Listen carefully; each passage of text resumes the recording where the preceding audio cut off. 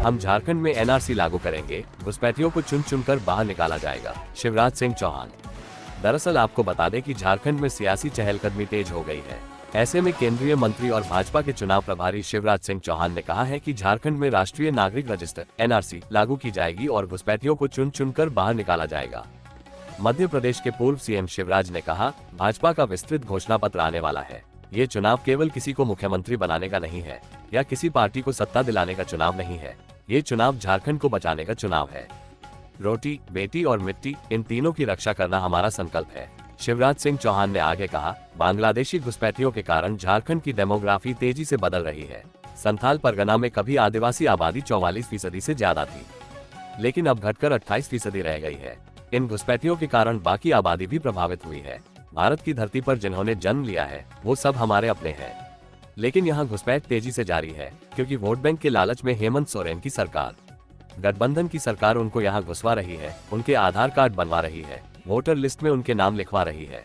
आपको बता दें कि शिवराज सिंह चौहान ने कहा, घुसपैठियों का खतरा इतना बड़ा है कि वो आते हैं, हमारी धरती पर कब्जा करते हैं, हमारी माटी मिट्टी जा रही है। केवल धरती पर कब्जा नहीं करते, आदिवासी बेटियों से शादी करते हैं, बेटियों के टुकड़े टुकड़े करके फेंके गए हैं।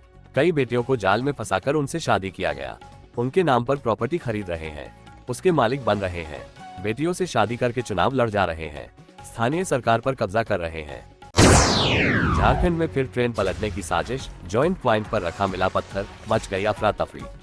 दरअसल आपको बता दें कि झारखंड के चक्रधरपुर रेल मंडल के हावड़ा मुंबई रेल मार्ग के सोनूवा रेलवे स्टेशन के आउटडोर के पास फिर से शनिवार रात को थर्ड लाइन जॉइंट पॉइंट संख्या 101A व 101B जॉइंट पॉइंट पर पत्थर रखा गया। पटरी पर पेट्रोलिंग कर रहे रेल कर्मियों ने समय रहते जॉइंट पॉइंट पर रखे पत्थर को देख लिया। इसके बाद आनन फानन में थर्ड लाइन समेत मेन अप व डाउन लाइन में रेल परिचालन बंद कर दी गई। घटना शनिवार रात करीब 9:45 की बताई जा रही है। सोनूवा स्टेशन के आउटडोर में फिर से जॉइंट पॉइंट पर पत्थर रखे जाने की सूचना से चक्रधरपुर रेल मंडल में अफरा तफरी मच गई। रात में ही मंडल मुख्यालय से आरपीएफ की टीम घटनास्थल पर पहुंची व रेल ट्रैक की जांच की। इस बीच थर्ड लाइन समेत अप व डाउन मेन लाइन पर शनिवार रात 9:45 से 10:05 बजे तक रेल परिचालन ठप रहा। घटना की सूचना पर पहुंचे रेल कर्मचारियों ने जॉइंट पॉइंट पर रखे पत्थर को हटाया। आपको बता दें कि इसके बाद रेल परिचालन चालू कर दिया गया। आरपीएफ पूरे मामले की जांच कर रही है। एक सप्ताह के भीतर 2 बार घटना होने पर अब स्पेशल टीम पटरी व जॉइंट पॉइंट की निगरानी करेगी। ज्ञात हो कि विगत मंगलवार रात को भी सोनूवा स्टेशन के आउटडोर के पास डाउन मेन लाइन व थर्ड लाइन जॉइंट पॉइंट संख्या 102A व 103 पर पत्थर रख दिया गया था। झारखंड में पुलिस पब्लिक के बीच झड़प, जमकर हंगामा, 2.5 घंटे तक सड़क जाम। दरअसल आपको बता दें कि झारखंड के गढ़वा में मेराल थाना अंतर्गत NH 75 पर बाना महुआ गांव के पास पुलिस पब्लिक के बीच देर शाम झड़प होने का मामला प्रकाश में आया है। घटना से आक्रोशित ग्रामीणों ने करीब 2.5 घंटे तक सड़क जाम कर दिया। सूचना पर पहुंचे एसपी दीपक कुमार पांडेय ने आक्रोशित ग्रामीणों को समझाकर मामला शांत कराया। झड़प के बाद ग्रामीणों ने जमकर हंगामा किया। दरअसल ग्रामीणों के आरोप है कि पुलिस ने एक युवक के साथ मारपीट की। एसपी ने बताया कि मेराल पुलिस गश्ती पर निकली थी, उसी क्रम में बाना महुआ में एक युवक के साथ पुलिस की नोकझोंक हुई। उसके बाद घटना से आक्रोशित ग्रामीणों ने सड़क जाम कर दिया। उसी दौरान नगर ओटारी की ओर जा रहे सांसद वीडी राम को भी आक्रोशित लोगों ने रोक दिया। उसके बाद सांसद को वापस लौटना पड़ा। सूचना पर पहुंची मेराल पुलिस लोगों को समझाने में असफल रही। उसके बाद सूचना पर एसपी दलबल के साथ घटनास्थल पर पहुंच लोगों को समझाकर जाम हटवाया। आपको बता दें कि स्थानीय ग्रामीणों ने बताया कि बाना महुआ स्थित एक गुमटी के पास उमेश ओरांव, दीपक ओरांव, रघुनाथ सहित अन्य युवक बैठकर NH 75 फोरलेन निर्माण में जमीन अधिग्रहण में मुआवजा भुगतान में आ रही परेशानियों पर चर्चा कर रहे थे। उसी दौरान गश्ती में एसआई रवि कुमार पहुंचे, वहां रोककर पूछताछ करने लगे। उसी क्रम में दोनों पक्षों में कहासुनी होने लगी। उसी दौरान पुलिस ने एक युवक की पिटाई कर दी। झारखंड की हर सीट के 3-3 नामों पर भाजपा की रायशुमारी पूरी, अब संसदीय बोर्ड लेगा फैसला। दरअसल आपको बता दें कि झारखंड विधानसभा में उम्मीदवारों के चयन को लेकर रविवार को चुनाव समिति की बैठक हुई। बैठक के दौरान रायशुमारी और पार्टी के आंतरिक सर्वे में आए तथ्यों पर विचार किया गया। तकरीबन 1000 आवेदनों में से प्रत्येक विधानसभावार 3 प्रमुख नामों की सूची प्रदेश के द्वारा भेजी जाएगी। प्रदेश की कमेटी के द्वारा भेजे गए 3 नामों पर आगे विचार किया जाएगा। जानकारी के मुताबिक सोमवार को दिल्ली में पार्टी के संसदीय बोर्ड की बैठक होगी। संसदीय बोर्ड की बैठक में प्रदेश अध्यक्ष बाबूलाल मरांडी, चुनाव प्रभारी शिवराज सिंह चौहान और सह प्रभारी हिमंता बिस्व शर्मा शामिल रहेंगे। आपको बता दें कि बाबूलाल मरांडी की अध्यक्षता में हुई बैठक रविवार को चुनाव समिति की बैठक प्रदेश अध्यक्ष सह पूर्व मुख्यमंत्री बाबूलाल मरांडी की अध्यक्षता में प्रदेश कार्यालय में संपन्न हुई। बैठक में प्रदेश प्रभारी डॉक्टर लक्ष्मीकांत वाजपेयी, केंद्रीय मंत्री सह प्रदेश चुनाव प्रभारी शिवराज सिंह चौहान, असम के मुख्यमंत्री एवं चुनाव सह प्रभारी हेमंत बिस्व शर्मा, केंद्रीय मंत्री अन्नपूर्णा देवी, केंद्रीय राज्य मंत्री संजय सेठ, पूर्व मुख्यमंत्री अर्जुन मुंडा, नेता प्रतिपक्ष अमर कुमार बावरी, क्षेत्रीय संगठन महामंत्री नागेंद्र त्रिपाठी, प्रदेश संगठन महामंत्री कर्मवीर सिंह, निवर्तमान प्रदेश अध्यक्ष एवं सांसद दीपक प्रकाश, प्रदेश महामंत्री सांसद आदित्य साहू, डॉक्टर प्रदीप वर्मा, मनोज सिंह, बालमुकुंद सहाय, रविंद्र कुमार राय, समीर ओरांव, सुनील सिंह, नीलकंठ सिंह मुंडा, गणेश तिवारी, श्याम नारायण दुबे, विद्युत वरण महतो, आरती सिंह, केदार हाजरा शामिल हुए। इंडिया में प्रेशर पॉलिटिक्स, झारखंड में बैकफुट पर दिख रही कांग्रेस, सीटें भी हो सकती हैं कम। दरअसल आपको बता दें कि झारखंड में इंडिया गठबंधन में जारी प्रेशर पॉलिटिक्स के बीच कांग्रेस अब बैकफुट पर नजर आने लगी है। कांग्रेस प्रभारी गुलाम अहमद मीर के रोटेशन पर सीएम बनाने के बयान पर झामुमो के पलटवार के बाद कांग्रेस अब कदम पीछे खींचते नजर आ रही है। कांग्रेस ने पिछले दिनों विधानसभावार प्रभारियों का मनोनयन किया है, लेकिन पार्टी ने सिर्फ 33 विधानसभा क्षेत्रों के लिए ही प्रभारी बनाए हैं। इतना ही नहीं, कांग्रेस चुनाव समिति भी इन्हीं क्षेत्रों में जोर लगा रही है। प्रदेश अध्यक्ष से लेकर पार्टी के वरिष्ठ नेता इन्हीं क्षेत्रों में सभा कर रहे हैं। कांग्रेस 33 सीटों के अलावा रांची तोप सीट पर भी दावेदारी कर रही थी, लेकिन इन दोनों सीटों के प्रभारी नहीं बनाए जाने से उनका दावा कमजोर होता दिख रहा है। आपको बता दें कि कांग्रेस की कुछ सीटों पर झामुमो की भी नजर है। कांके, जगन्नाथपुर, रामगढ़, सिमडेगा समेत कांग्रेस की कुछ सीटें ऐसी हैं जहां झामुमो की नजर है। झामुमो इनके अलावा उन सीटों पर भी संभावना तलाश रहा है जहां कांग्रेस चुनाव तो लड़ती है लेकिन उसे सफलता नहीं मिलती। वैसी सीटों पर झामुमो जोर लगा रहा है, जबकि अपनी सीटें छोड़ने को भी तैयार नहीं है। मांडू सीट से दावा कर रहे कांग्रेस के जयप्रकाश भाई पटेल फिर से झामुमो का दामन थाम सकते हैं और पार्टी के प्रत्याशी बन सकते हैं। झारखंड, रांची के मेन रोड में शाम 4 से सुबह 4 बजे तक वाहनों के प्रवेश पर रोक, ट्रैफिक एडवाइजरी जारी। दरअसल आपको बता दें कि दुर्गोत्सव के अवसर पर सुरक्षा में कोई चूक नहीं हो, इस पर रांची पुलिस विशेष तैयारी में जुट गई है। बिना किसी व्यवधान के भक्त पूजा पंडालों तक पहुंचे और मेले का आनंद ले सके, इसके लिए यातायात व्यवस्था को भी दुरुस्त करने का काम तेज कर दिया गया है। इसके लिए यातायात पुलिस ने रांची शहर में 9 से 13 अक्टूबर तक भारी और मालवाहक वाहनों के प्रवेश पर पाबंदी लगा दी है। प्रतिदिन सुबह 8 से अगले दिन सुबह 4 बजे तक प्रत्येक सड़क पर यही व्यवस्था लागू रहेगी। वहीं मेन रोड में भी पूजा के दौरान निजी और यात्री वाहनों का प्रवेश हर रोज शाम 4 से अगले दिन सुबह 4 बजे तक वर्जित रहेगा। यातायात पुलिस अधीक्षक कैलाश करमाली ने रविवार को इससे संबंधित आदेश जारी किया है। साथ ही ट्रैफिक एसपी ने पूजा के दौरान श्रद्धालुओं के लिए वाहनों की पार्किंग के अलावा कुछ मार्गों में वाहनों के परिचालन पर भी रोक लगा दी है। आपको बता दें कि वहीं दूसरी ओर पूजा पंडालों में आने वाले श्रद्धालुओं के वाहनों के लिए भी अलग से व्यवस्था की गई है। श्रद्धालु के वाहनों के लिए शहर में अलग अलग स्थानों की पार्किंग की भी व्यवस्था की गई है। आउटसोर्सिंग कर्मियों को लेकर बड़ा फैसला लेने जा रही है झारखंड सरकार, तय होगा मानदेय, बनेगी नियमावली।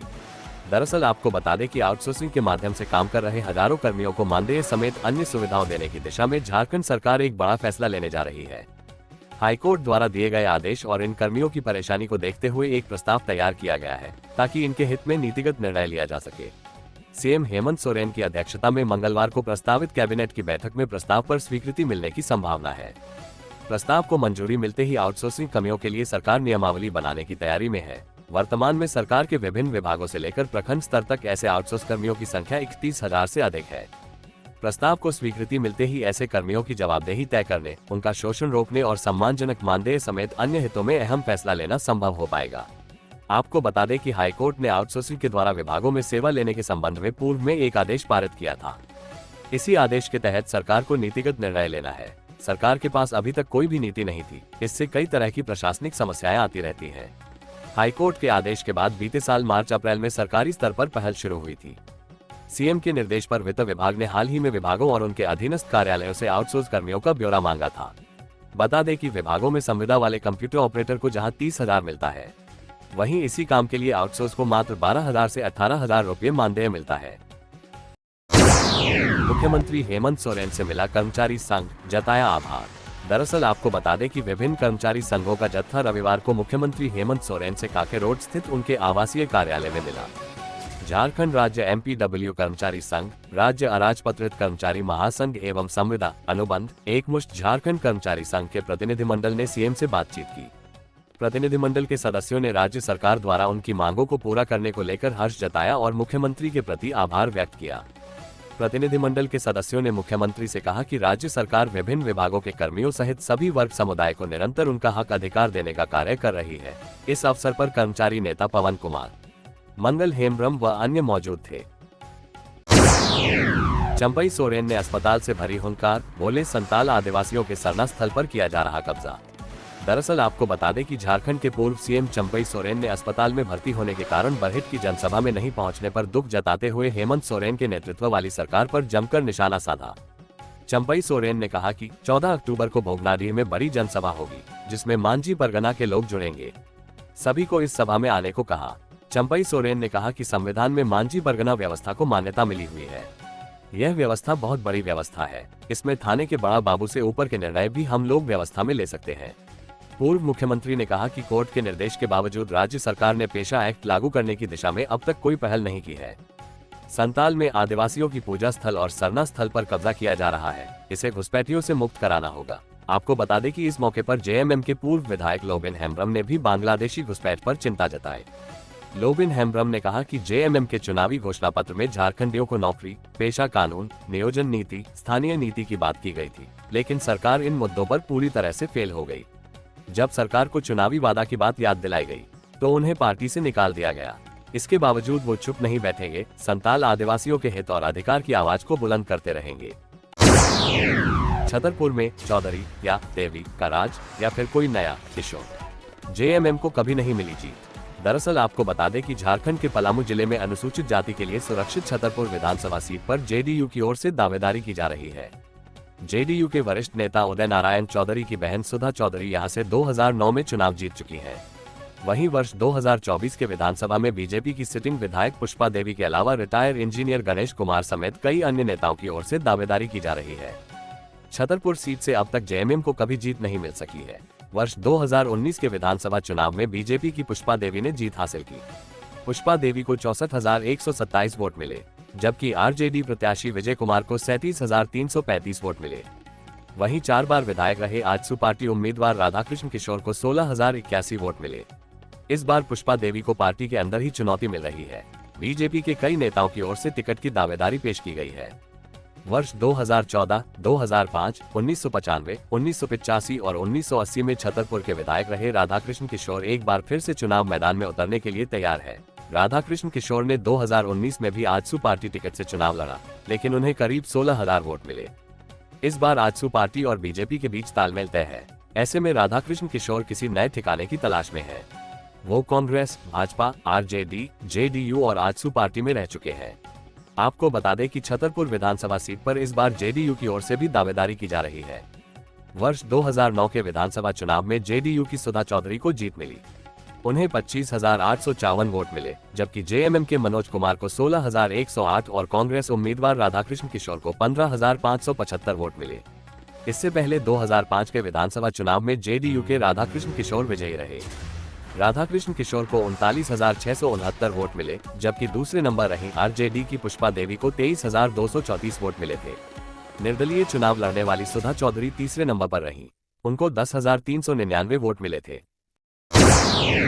एड चार्जशीट में नाम न आए, खर्च किए 7 करोड़, ऐसे खुला उगाही वाला राज, अब पुलिस कर रही जांच।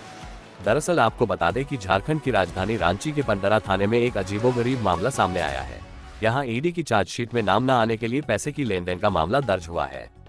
इस मामले में पैसे देने और लेने वाले दोनों पक्षों ने एक दूसरे पर गंभीर आरोप लगाए हैं।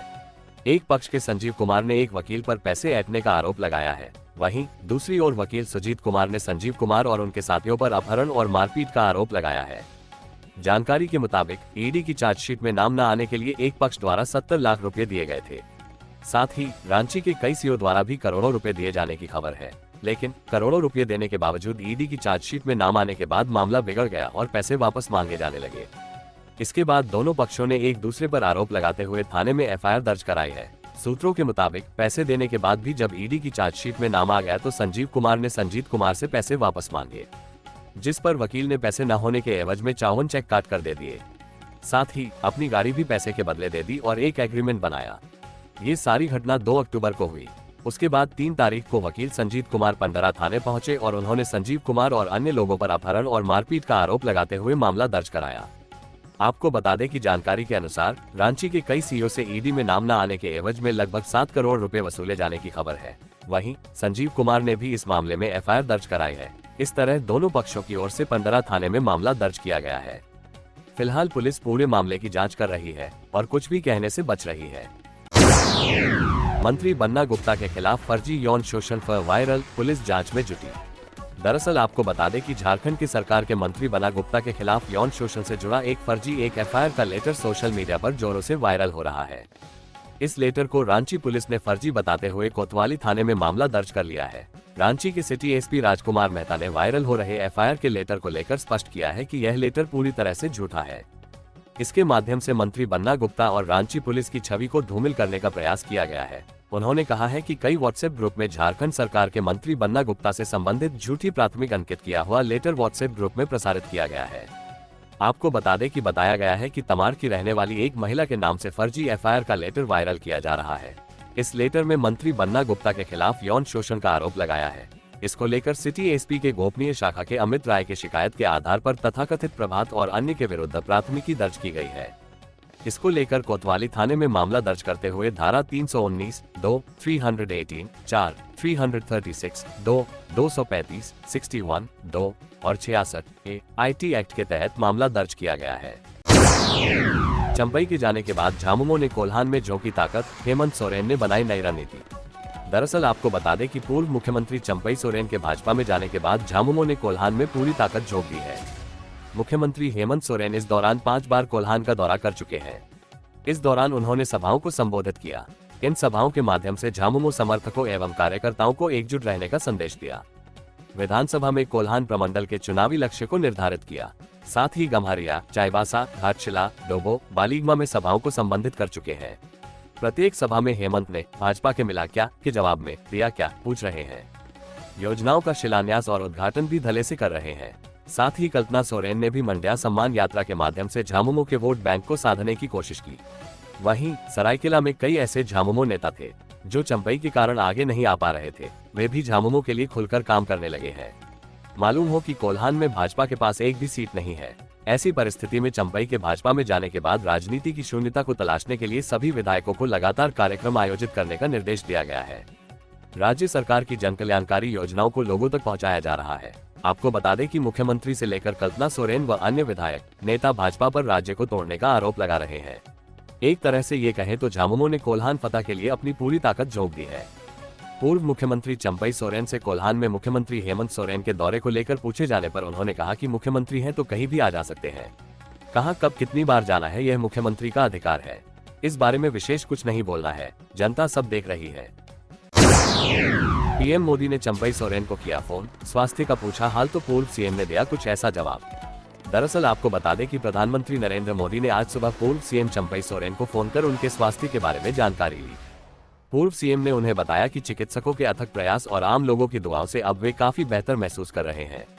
पीएम ने अस्वस्थ रहने के बावजूद अस्पताल से ही वीडियो कॉन्फ्रेंसिंग के जरिए बांग्लादेशी घुसपैठियों के खिलाफ आयोजित आदिवासियों के एक महासम्मेलन में शामिल होने के लिए उनके जज्बे की तारीफ की। ज्ञात हो कि पिछले शनिवार को स्वास्थ्य संबंधित जटिलताओं की वजह से उन्हें टाटा मेन हॉस्पिटल में भर्ती करवाया गया था। उन्होंने अस्पताल से ही बरहेट में आयोजित मांझी परगना महासम्मेलन को वीडियो कॉन्फ्रेंसिंग द्वारा संबोधित किया था। बता दें कि पूर्व सीएम चंपई सोरेन हाल ही में भाजपा में शामिल हुए थे। उनके जाने से झामुमो को बड़ी क्षति पहुंची है। वहीं चंपई के भाजपा में जाने के बाद झामुमो ने कोल्हान में पूरी ताकत झोंक दी है। मुख्यमंत्री हेमंत सोरेन इस दौरान 5 बार कोल्हान का दौरा कर चुके हैं। इस दौरान उन्होंने सभाओं को संबोधित किया। आपको बता दें कि इन सभाओं के माध्यम से झामुमो समर्थकों एवं कार्यकर्ताओं को एकजुट रहने का संदेश दिया। विधानसभा में कोल्हान प्रमंडल के चुनावी लक्ष्य को निर्धारित किया। साथ ही गम्हरिया, चाईबासा, घाटशिला, डोबो, बालिगमा में सभाओं को संबोधित कर चुके हैं। प्रत्येक सभा में हेमंत ने भाजपा के मिला क्या के जवाब में दिया क्या पूछ रहे हैं। योजनाओं का शिलान्यास और उद्घाटन भी धले से कर रहे हैं। साथ ही कल्पना सोरेन ने भी मंड्या सम्मान यात्रा के माध्यम से झामुमो के वोट बैंक को साधने की कोशिश की। उनकी सभा में महिलाओं की भीड़ भी उमड़ रही थी।